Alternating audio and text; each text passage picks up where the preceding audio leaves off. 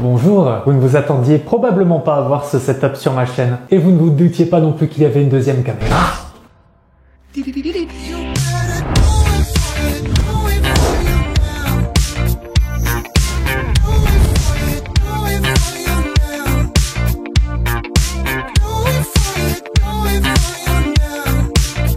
Good morning!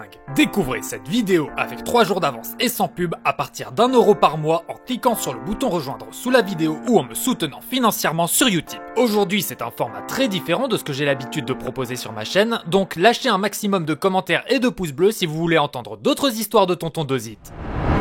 Good morning, mesdames et messieurs, on va se poser un petit peu là, on est bien, je vous fais découvrir mon bureau, j'espère que vous allez bien. Si vous ne me connaissez pas, vous allez apprendre à me connaître.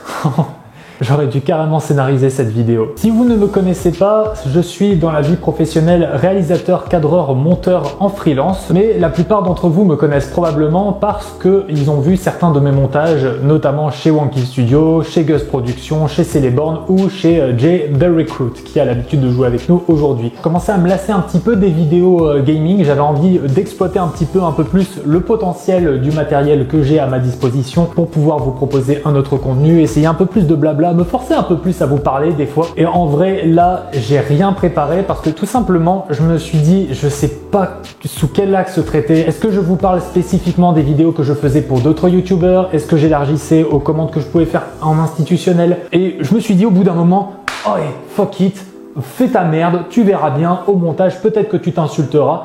Mais en tout cas, je vais m'essayer à cet exercice pour un petit peu vous parler de mon expérience de monteur pour des youtubeurs parce que je pense que c'est ce qui vous intéresse, de comprendre un petit peu comment ça peut fonctionner dans l'ombre de certaines chaînes que vous affectionnez. Je tiens à préciser quand même qu'il y a des tas de parcours pour arriver à vivre de l'audiovisuel ou même tout simplement pour pouvoir arriver à monter pour des youtubeurs, pour vous faire remarquer et pour intégrer une équipe de monteurs. Donc ne prenez pas mon histoire comme le parcours à suivre absolument, il y en a plusieurs, vraiment. C'est un milieu où il ne faut pas se formaliser.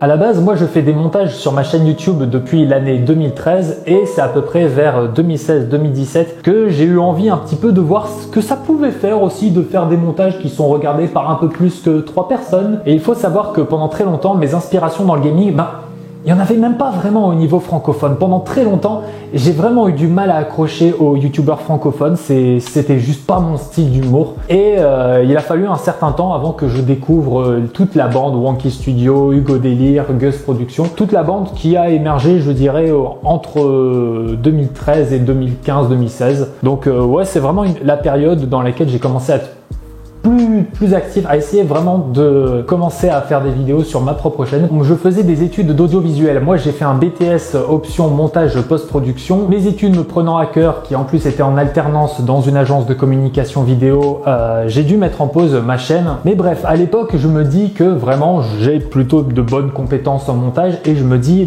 je pourrais éventuellement postuler pour monter pour un plus gros youtubeur. Au-delà du fait de vouloir un petit peu connaître un petit peu plus de gloire autour de son travail, on va pas se mentir, c'est toujours très glorifiant de voir un montage que vous avez fait et qui est vu par des centaines de milliers, voire des millions de gens. Et donc en 2016, en fait, je connaissais qu'une seule chaîne qui faisait appel à d'autres monteurs. Je savais que Terracid appelait des monteurs pour l'aider à publier plus régulièrement des vidéos sur leur chaîne et c'était pas encore si répandu que ça à l'époque d'appeler des monteurs. Donc c'était vers eux que j'allais postuler tout naturellement. Et c'est là qu'on rentre dans les anecdotes un petit peu croustillantes.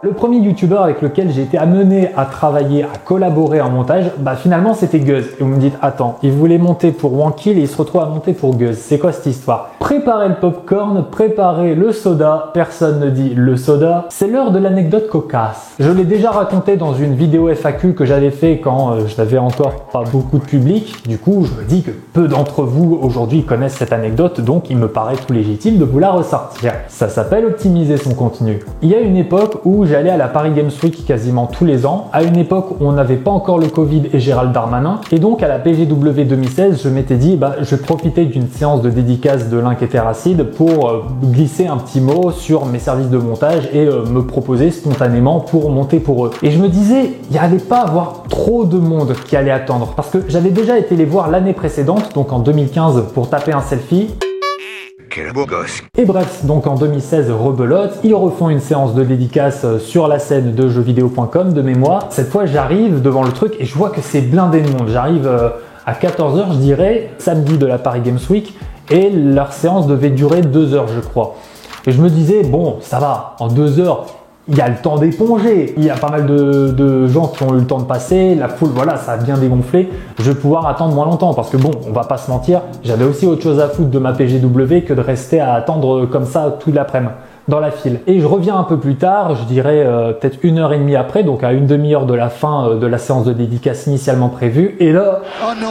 Oh non, pas ça, pas aujourd'hui, pas maintenant. Et là, c'est le cauchemar. En fait, il y a encore plus de monde qu'avant. C'est même encore pire parce que ils ont carrément fermé la file d'attente. Quand je dis ils, c'est ceux qui géraient la scène. Parce que, au bout d'un moment, il fallait bien mettre un stop à tout ça. Il fallait bien arrêter la séance de dédicace parce que 2 heures, c'était 2 heures. Et ce qu'il faut savoir, c'est que à l'époque, je m'étais fait des cartes de visite de youtubeurs. J'avais commandé un certain stock. Je crois qu'en tout, j'ai dû en écouler qu'un 5e. Parce que tout naïf et innocent que j'étais, je m'étais dit, j'ai envie de rencontrer, de collaborer avec d'autres gens. Voilà, ça peut toujours servir de distribuer ça à des gens que je rencontre en convention pour leur permettre de voir ce que je fais et pourquoi pas éventuellement recollaborer à l'avenir, que ce soit pour du montage ou alors pour des vidéos. Toutes les possibilités sont possibles. Et pourquoi je vous parle de ces cartes de visite? Parce que les mecs qui géraient la scène, qui géraient l'espace dédicace, je leur ai dit, il n'y a vraiment pas moyen de me laisser rentrer, j'ai un service professionnel à proposer. Et en plus, c'était vrai, je mentais pas, j'avais vraiment les cartes de visite pour proposer mes services. Il y a un mec donc qui voulait pas me laisser rentrer, mais qui me dit quand même, donne-moi ta carte, je vais lui passer et je lui dirai qu'est-ce que je dois lui dire. Et je dis que je fais du montage vidéo, que je peux aussi faire un petit peu de motion design et que voilà, j'aimerais proposer mes services de monteur spontanément à Link et Terracid. Et le mec me dit ouais, je vais le passer, t'inquiète, voilà, pas de problème. Super, merci d'être passé, Just Does It. Sauf que je voyais venir le coup à 3 km que le mec allait jamais donner cette fameuse carte à Terracid.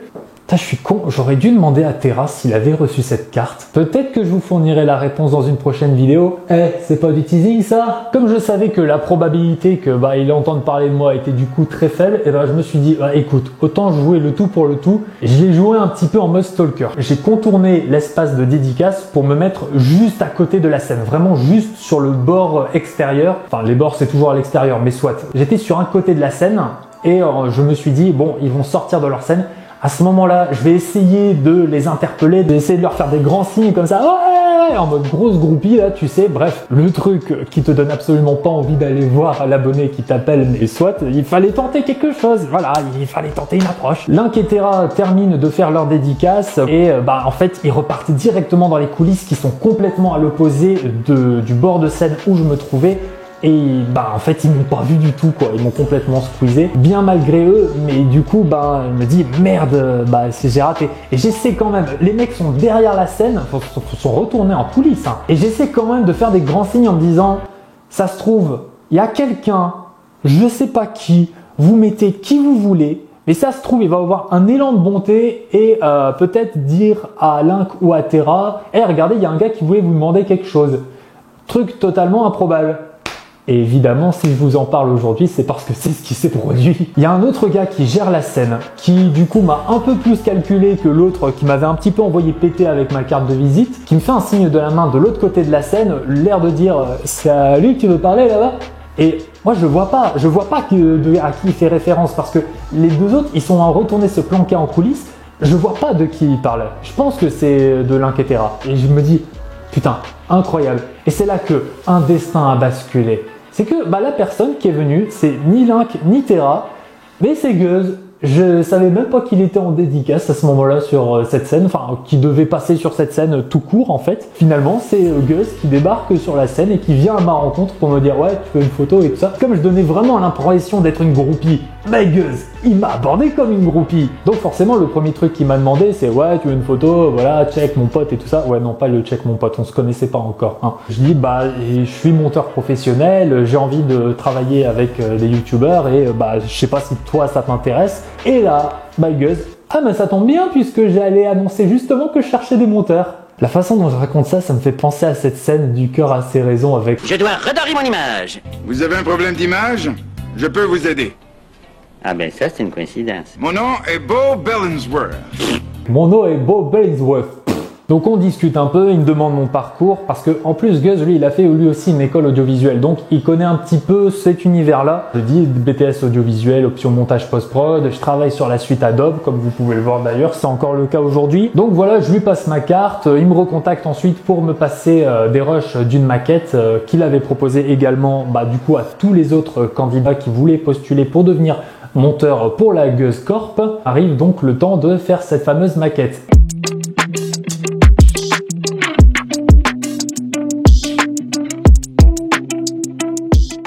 Et là, vous vous dites, bon, un gars qui a un BTS audiovisuel dans sa poche, qui a un petit peu roulé sa bosse en agence de communication, bon, c'était en alternance, mais et qui est vraiment professionnel à plein temps dans ce milieu-là, et c'est là que mon profil diffère en grande partie avec tous les autres monteurs de youtubeurs qui généralement étaient soit des étudiants dans une formation artistique ou même carrément en formation vidéo, ou même tout simplement juste des gens qui ont appris le montage vidéo pour se faire kiffer. Bah moi j'étais vraiment professionnel déjà avant de monter pour des youtubeurs. Aussi surprenant cela puisse vous paraître, j'ai foiré mon premier test chez GuzProd. Il s'agissait d'un rush test sur un jeu qui s'appelait Slap the Fly et bah je sais pas, j'ai juste pas eu le mojo en fait. J'ai fait le dérochage et tout ça. Il faut aussi dire que c'était une période où j'étais pas spécialement heureux dans ma vie, j'ai traînaillé sur le montage et j'ai un peu bâclé les trucs, faut être honnête, il faut le dire aussi, j'avais un petit peu bâclé les trucs parce que juste, c'était pas une période, j'étais pas inspiré, voilà, ça arrive. Mais pourquoi est-ce que je vous parle de ça? C'est aussi pour vous dire que, comme quoi, c'est pas parce que vous êtes monteur professionnel que vous êtes forcément habilité à monter sur absolument tous les types de films. Il y a des monteurs qui ne font que du long métrage, qui ne font que de la télé, que du reportage télé. Il y en a qui font même que des bandes annonces. Le footage gaming, c'est vraiment un genre à part qu'il faut apprendre à maîtriser, qu'il faut répéter. Il n'y a pas de secret. C'est vraiment, vous pouvez prendre un très bon monteur spécialisé dans pas mal de trucs qui peut se casser complètement les dents sur le format YouTube. C'est juste pas les mêmes codes et les politiques le découvrent en ce moment sur Twitch, mais c'est aussi vrai pour le montage vidéo sur YouTube. Donc en gros, sur cette première version de Slap the Fly, il y avait de bonnes idées, mais globalement, il y avait pas mal de points qui allaient pas trop. Il y avait un petit manque de rythme et tout ça. Et c'est là qu'on voyait que finalement, les montages sur GTA 5 et tout ça, c'était quand même pas le même niveau. Hein. Contrairement à beaucoup de gens où Guz a dit non purement et simplement en disant malheureusement ça prendra trop de temps pour recorriger tout le truc, moi il m'a dit j'ose pas te dire oui et j'ose pas te dire non. J'étais dans un espèce de purgatoire où il était indécis un petit peu sur mon cas, où il se disait il y a du potentiel mais pour l'instant c'est pas encore un GuzProd diffusable.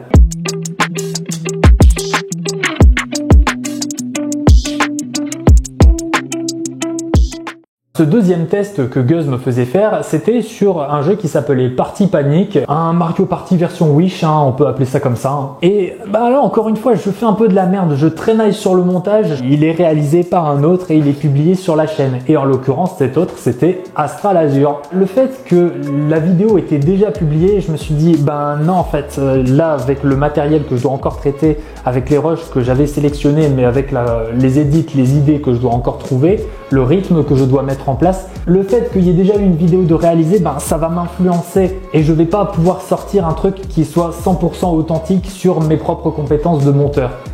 Et là, je sais pas ce qui m'a pris. Je le referai sûrement pas aujourd'hui. J'ai rematé tous les passages de la VOD sur Party Panic que moi j'avais sélectionné et je les ai comparés avec ceux qu'Astral avait gardés dans sa version du montage. Et je me suis rendu compte que il y avait énormément de passages que moi j'avais gardés, que j'estimais exploitables et que lui n'avait pas gardé dans son montage.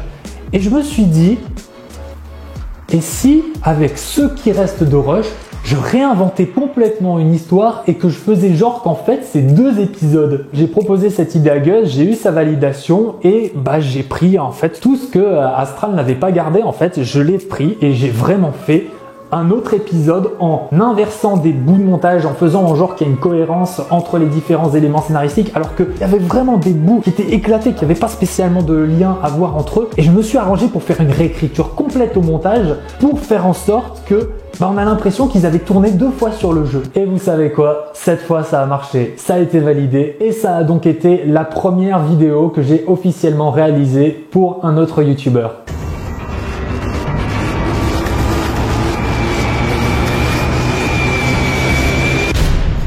C'est comme ça!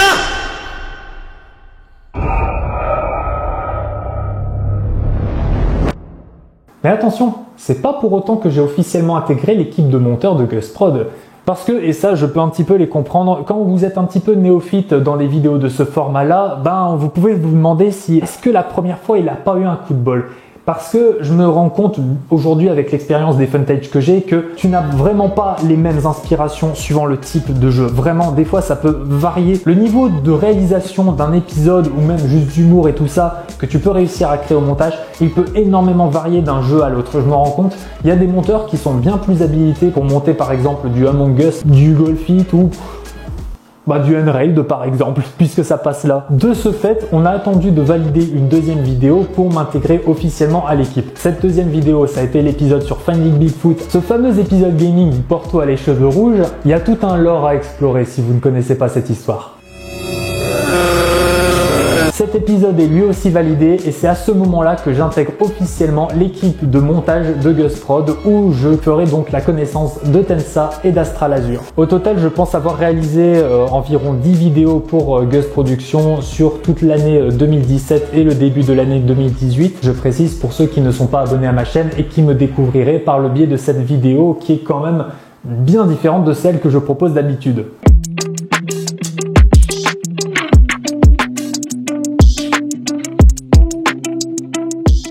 Au dernier trimestre 2017, j'ai dû me lancer en freelance et trouver un emploi à temps partiel, ce qui fait que j'ai dû fortement réduire la voilure au niveau des commandes que je prenais pour d'autres youtubeurs. Surtout que j'ai relancé ma chaîne YouTube après une longue pause à ce moment-là, en octobre 2017, et j'avais quand même dépanné un petit peu chez Jay et chez Celeborn qui me connaissaient déjà en tant que monteur, donc pour le coup, j'ai pas eu à valider de maquette. On arrive à la fin de l'année 2018, j'ai envie de reprendre un petit peu les commandes pour d'autres youtubeurs, sauf que à ce moment-là, Gus il était plus trop actif. Du coup, j'ai voulu revenir à mon idée de base. J'ai voulu retenter de monter pour Wankill. Terracid avait l'habitude d'organiser des sessions de recrutement, c'est-à-dire il soumettait des rushs sur un drive, voilà, que les gens pouvaient aller chercher.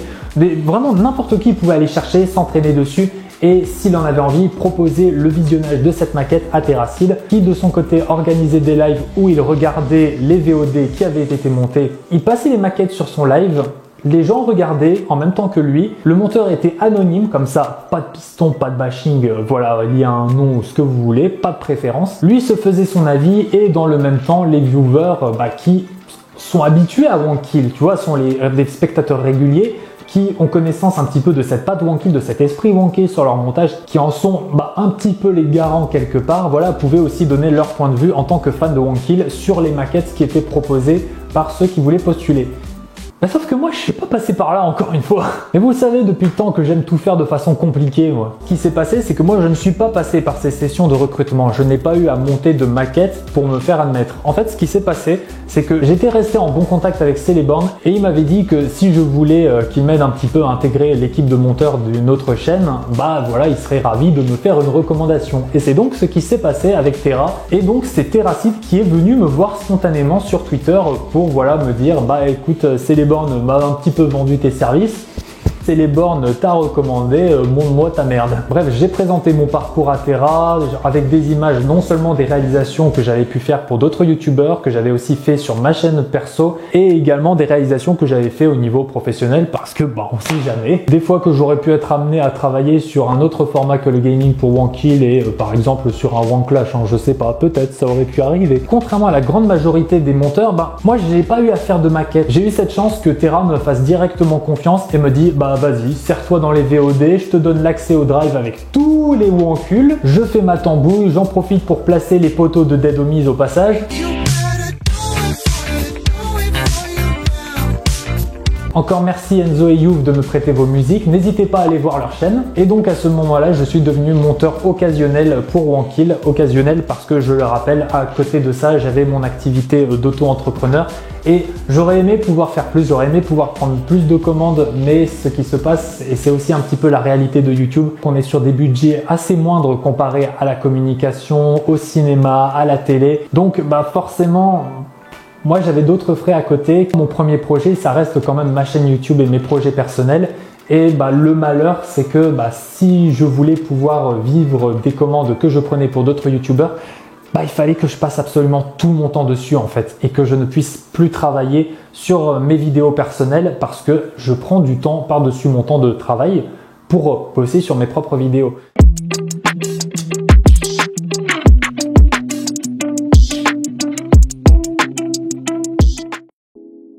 Ça a été un plaisir, ça a été vraiment un plaisir, ça m'a apporté énormément d'expérience et j'ai pu faire de superbes rencontres. Et certaines de ces rencontres apparaissent toujours sur ma chaîne aujourd'hui, donc vous le voyez. Mais voilà, il a fallu que je fasse ce sacrifice un petit peu des montages fun pour faire à côté rentrer des commandes institutionnelles qui rapportent plus, mais qui sont pas toujours très épanouissante. C'est un petit regret, mais à côté, mon rêve principal, ça reste toujours de pouvoir espérer vivre un jour de ma chaîne YouTube, de mon propre contenu. Ça restera quand même une merveilleuse parenthèse d'avoir pu faire mon expérience auprès de gens plus connus que moi, tu vois, qui ont un certain retour, une certaine expérience, parce qu'on parlait pas juste expérience de montage, de compétences techniques et tout ça. On a beaucoup été amené à parler de YouTube, de la culture de ce monde, de ce qui pouvait se passer en coulisses aussi, ou même tout simplement comment ils réagissent quand ils se prennent un shitstorm pas mérité. Parce que je dois quand même avouer qu'on avait des channels sur les Discord où on se partageait les plus grosses perles dans les commentaires des vidéos YouTube. Ah mais vraiment, il y a des trucs, c'était gratiné les mecs. Un immense tas de putain de commentaires de merde. Une expérience vraiment très constructive qui est arrivée à un moment où j'en avais assez besoin dans ma vie et mine de rien aujourd'hui c'est un petit peu à mon tour de passer le flambeau puisque pour ma propre chaîne je suis amené à recruter des monteurs. Vous avez envie de réagir ou même tout simplement de me poser des questions plus précises parce que j'ai conscience que je suis probablement loin d'avoir répondu à toutes vos questions sur comment je peux espérer me faire remarquer par un youtubeur pour travailler avec lui sur tel aspect. Est-ce que